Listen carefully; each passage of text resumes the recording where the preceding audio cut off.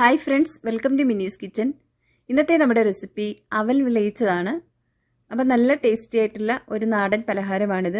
നമുക്കിത് ഈവനിങ് സ്നാക്കായിട്ടും അതുപോലെ രാവിലെ ചായക്കൊപ്പം ഒക്കെ കഴിക്കാൻ പറ്റിയ നല്ലൊരു പലഹാരമാണ്. അപ്പം നമുക്ക് നോക്കാം ഇതെങ്ങനെയാണ് ഉണ്ടാക്കുന്നതെന്ന്. നമുക്കൊരു പാൻ ചൂടാക്കാം. ഇതിലേക്ക് 3 ടേബിൾ സ്പൂൺ നെയ്യ് ചേർത്ത് കൊടുക്കാം. നെയ്യൊന്ന് ചൂടായി വരുമ്പോൾ നമുക്കിതിലേക്ക് 2 ടേബിൾ സ്പൂൺ അണ്ടിപ്പരിപ്പ് ചേർത്ത് കൊടുക്കാം. ഇനി ഇതൊന്ന് ഇളക്കി കൊടുക്കാം. ഇനി ഇതിലേക്ക് 1/2 കപ്പ് പൊട്ടുകടലയാണ് ചേർത്ത് കൊടുക്കുന്നത്. അണ്ടിപ്പരിപ്പും പൊട്ടുകടലയും നമുക്കൊന്ന് ഫ്രൈ ചെയ്തെടുക്കാം. അധികം അങ്ങ് റോസ്റ്റ് ആവിയൊന്നും വേണ്ട, ഒന്ന് ചൂടായാൽ മാത്രം മതിയാകും. ഇപ്പോൾ ഇത് ജസ്റ്റ് ഒന്ന് ഫ്രൈ ആയിട്ട് വന്നിട്ടുണ്ട്.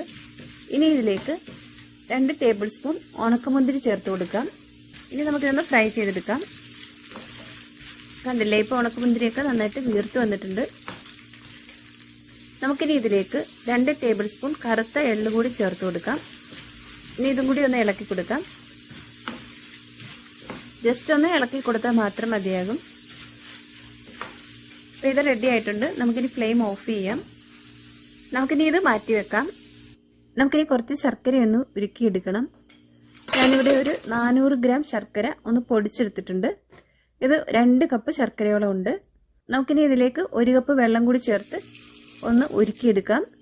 നമുക്കിനി ഈ ശർക്കരയൊന്ന് ഉരുകി വരുന്നവരെ ഒന്ന് ഇളക്കി കൊടുക്കാം. ഇപ്പോൾ ശർക്കരയൊക്കെ നന്നായിട്ട് ഉരുകി വന്നിട്ടുണ്ട്. നമുക്കിനി ഫ്ലെയിം ഓഫ് ചെയ്യാം. നമുക്കിനി ഈ ശർക്കരപ്പാനി അവൽ വിളയിക്കാൻ എടുക്കുന്ന പാത്രത്തിലേക്ക് ഒന്ന് അരിച്ചൊഴിച്ചു കൊടുക്കാം. നമുക്കിനി വീണ്ടും ഫ്ലെയിം ഓൺ ചെയ്യാം. ഇനി ഇതൊന്ന് ചൂടായി വരുമ്പോൾ നമുക്കിതിലേക്ക് ഒരു 3 കപ്പ് ചിരകിയ തേങ്ങ ചേർത്ത് കൊടുക്കാം. ഇനി ഈ ശർക്കരയും തേങ്ങയും കൂടി നന്നായിട്ടൊന്ന് വരട്ടിയെടുക്കണം. ഒരു 4-5 മിനിറ്റോളം നമുക്ക് തുടർച്ചയായിട്ട് ഇതൊന്ന് ഇളക്കി കൊടുക്കാം. ഇപ്പം നമ്മളിത് ഇളക്കാൻ തുടങ്ങിയിട്ട് ഒരു 5 മിനിറ്റോളമായി. കണ്ടില്ലേ, ഇപ്പോൾ ശർക്കരയൊക്കെ നന്നായിട്ട് തേങ്ങയിൽ പിടിച്ച് വന്നിട്ടുണ്ട്. നമുക്കിനി ഈ സമയത്ത് 1 ടീസ്പൂൺ ഏലക്കപ്പൊടി ചേർത്ത് കൊടുക്കാം. ഇതിൻ്റെ കൂടെ തന്നെ 1 ടീസ്പൂൺ ജീരകപ്പൊടി കൂടി ചേർത്ത് കൊടുക്കാം. ഇനി എല്ലാം കൂടി നന്നായിട്ടൊന്ന് മിക്സ് ചെയ്യാം. നമുക്കിനി ഫ്ലെയിം നന്നായിട്ട് കുറച്ച് വെച്ചതിന് ശേഷം ഇതിലേക്ക് 3 കപ്പ് അവൽ ചേർത്ത് കൊടുക്കാം. ഞാനിവിടെ മട്ടേരിയുടെ അവലാണ് എടുത്തേക്കുന്നത്. ഇനി എല്ലാം കൂടി നന്നായിട്ട് മിക്സ് ചെയ്യാം. അപ്പം നമ്മളിതിലേക്ക് 3 കപ്പ് അവലിന് 3 കപ്പ് ചിരകിയ തേങ്ങയും 2 കപ്പ് പൊടിച്ച ശർക്കരയാണ് ചേർത്തേക്കുന്നത്.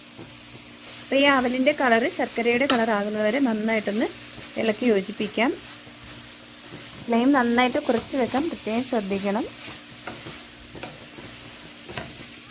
കണ്ടില്ലേ, ഇപ്പോൾ ഇത് റെഡി ആയിട്ടുണ്ട്.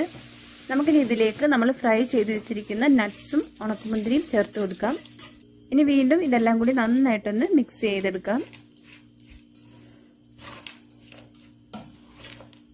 ഇപ്പോൾ ഇത് റെഡി ആയിട്ടുണ്ട്. നമുക്കിനി ഫ്ലെയിം ഓഫ് ചെയ്യാം. അങ്ങനെ നമ്മുടെ ടേസ്റ്റി ആയിട്ടുള്ള അവൽ വിളയിച്ചത് റെഡി ആയിരിക്കുകയാണ്. ഇത് നമുക്ക് ഇപ്പോൾ തന്നെ സെർവ് ചെയ്യാവുന്നതാണ്. ഇത് ഒന്നുകൂടി തണുത്ത് പിറ്റേ ദിവസം കഴിക്കുമ്പോഴാണ് കൂടുതൽ ടേസ്റ്റ് വരുന്നത്.